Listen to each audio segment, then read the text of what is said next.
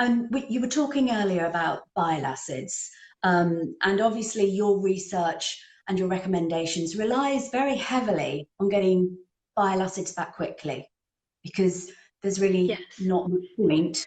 You can't really use them as a form of monitoring if they're taking days or even a week or so to come back. Yeah. And I know, as you said earlier, that is a problem in the United States, that we do Yes. see women, and they're waiting a long time. And I think a lot of that is because they use a different method of measuring Yeah. bile acid, mass spectrometry, which I know is more sensitive, but it takes about a week for the results to come back. And I'm hoping, I know that there are a few people out there fighting to get the Yeah. testing that's used here called enzymatic, because you can get results back within hours, and I know people are fighting to do that.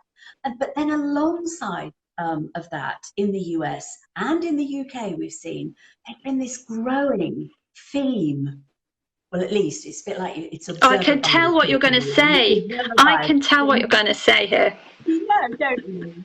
Yes. To fast or not to The fast? fasting. Well, so I think there's a very, very simple way of explaining this, and then I can give you a little bit more scientific. The simple way is, if I have a patient who has preeclampsia, who has hypertension, who has high blood pressure, do I treat them on the lowest blood pressure or the highest blood pressure?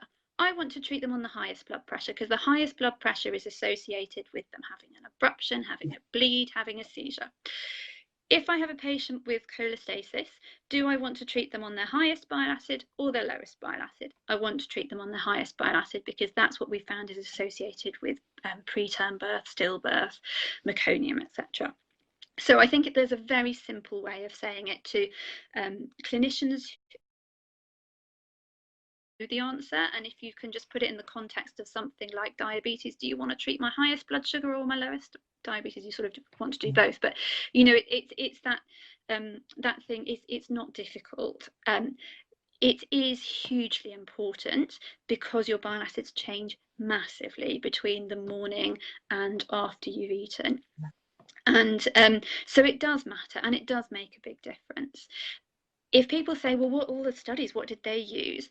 In the meta-analysis, 2/3 of the studies were taken from women who were not fasting. So the strongest data comes from countries where the women were not fasting. And I think, you know, though, if you want to use the Lancet paper and use your threshold of 100 micromoles per litre as being the point at which you change your management, then you need to be measuring bile acids non-fasting, because that's what we made that conclusion based upon.